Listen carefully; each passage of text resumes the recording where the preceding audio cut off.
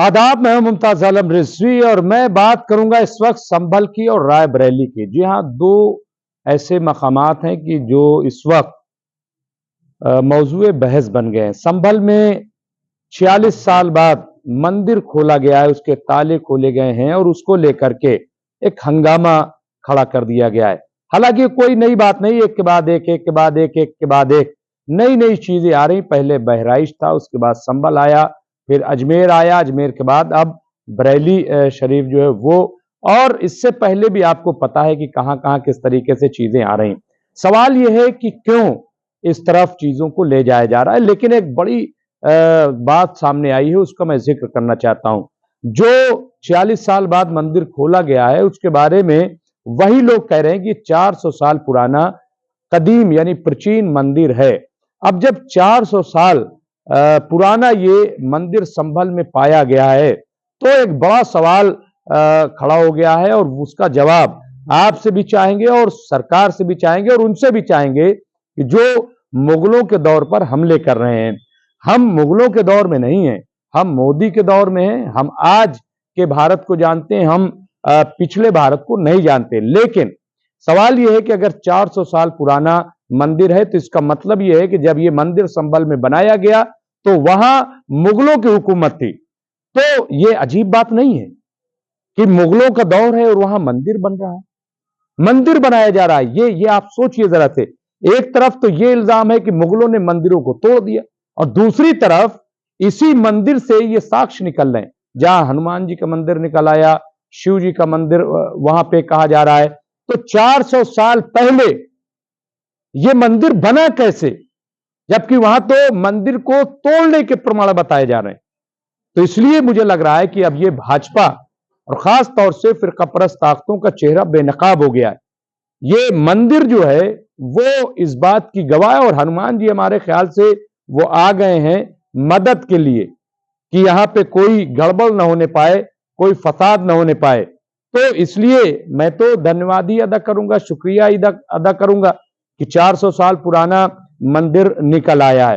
तो अब झगड़ा बंद होना चाहिए। दूसरी चीज, जिस तरह से महिमा मंडित उसको किया जा रहा है, जो मंदिर के मालिक हैं वो साफ साफ कह रहे हैं कि साहब हमने खुद ही ताला लगाया था और हम ताला लगा के चले गए थे और यहां से धीरे धीरे लोग गए। अब जाहिर सी बात है कि हालात ऐसे जब बनते हैं, मैं कांग्रेस की तारीफ नहीं कर रहा हूं, कांग्रेस के दौर में भी बहुत दंगे हुए, समाजवादी पार्टी के दौर में 12 से 17 तक बड़े दंगे हुए, इसमें कोई दो राय नहीं।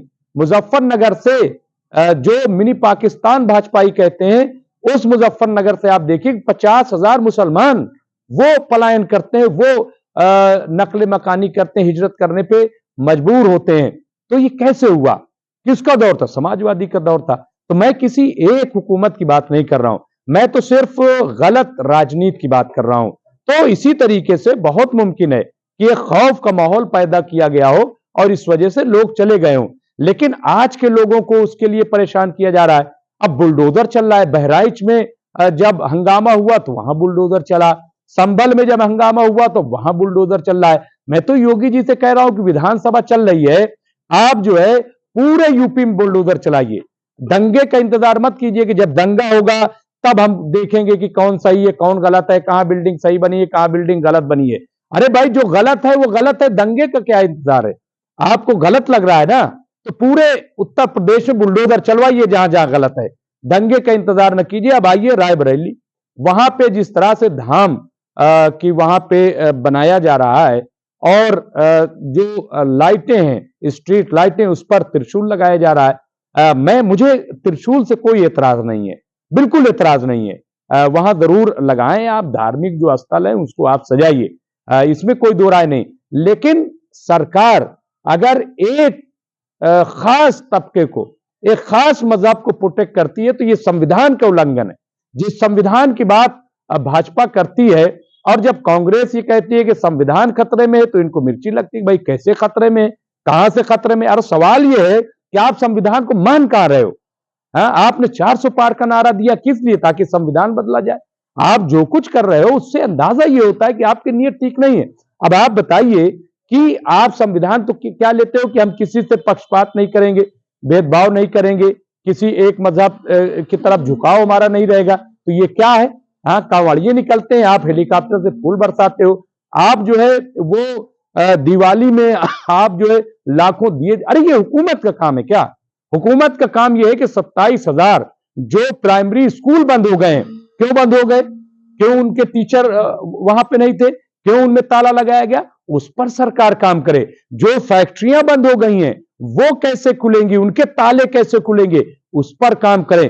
जो विकास की चाबी खो गई है कहीं, हाँ, विकास की चाबी जो खो गई उसको ढूंढिए, उसका विकास का ताला खोलिए ताकि उत्तर प्रदेश का विकास हो सके। ये क्या आप कर रहे हो?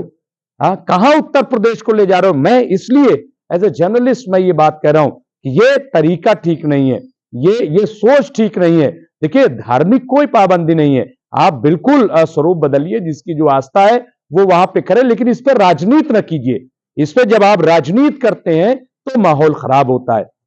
ये बंद होना चाहिए। जो नाजायज है मैं कभी नहीं कहता, चाहे वो 1 फुट हो चाहे 1 इंच हो, इस्लाम भी इसकी इजाजत नहीं देता। चाहे वो किसी का घर हो और चाहे वो मस्जिद हो चाहे कुछ हो, नाजायज तरीके से कोई चीज बनती है तो उससे अल्लाह खुश होने वाला नहीं है, और न ये दीन है और न ये इस्लाम है। तो मैं उसकी हिमायत नहीं कर रहा, लेकिन मैं सरकार की नीयत पे सवाल उठा रहा हूं। जिस तरह से योगी जी विधानसभा में बोल रहे हैं, आप बताइए, योगी जी ऐसा लग रहा है कि वो एक खास कम्युनिटी को प्रेजेंट कर रहे हैं। अरे योगी जी, आप विपक्ष में नहीं हो, योगी जी आप किसी पार्टी के नुमाइंदे नहीं हो, योगी जी आपको यह एहसास होना चाहिए कि आप उत्तर प्रदेश के मुख्यमंत्री हो, आप उत्तर प्रदेश में रहने वाले हर शख्स के मुख्यमंत्री हो, और आप जब बात करें तो ऐसा न लगे कि किसी एक खास पार्टी या एक खास मजहब का लीडर बोल रहा है। नहीं, आप जब बोले तो लगे कि आप पूरे संपूर्ण 22-24 करोड़ भारत के सबसे बड़े सूबे का एक मुखिया बोल रहा है।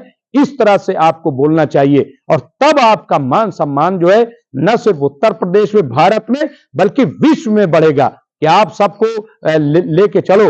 मैं हजरत अली का एक वाकया, मालिक अख्तर को जब गवर्नर बनाकर भेजा मौला अली ने, तो क्या कहा? उन्होंने कहा मौला अली ने कि मालिक देखो, तुम गवर्नर बना के भेजे जा रहे हो, तुम ऐसा कुछ करना कि तुम्हें कुछ कहना न पड़े, बल्कि अपने अमल के जरिए, अपने काम के जरिए लोगों को मुतासिर करना, और लोग तुम्हें देख करके इस्लाम पे अमल करने लगे। तो योगी जी, आप भी अपने अमल के जरिए, आप जिस तरह से खोदने का काम, जिस तरह से तोड़ने का काम, अरे भाई कहीं तामीर का काम भी कर दो, कहीं निर्माण का काम भी कर दो, कहीं जोड़ने का काम भी कर दो।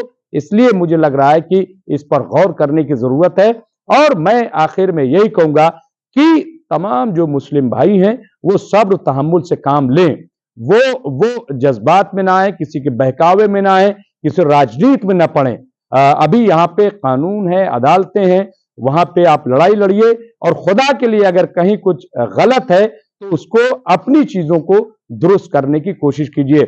लेकिन आखिर मैं यही कहूंगा कि 400 साल पुराना अगर संभल में मंदिर पाया गया है तो इसका मतलब साफ हो गया है कि मुगलों के दौर में मंदिर तोड़े नहीं गए, बल्कि मंदिर बनाए गए। बहुत बहुत शुक्रिया।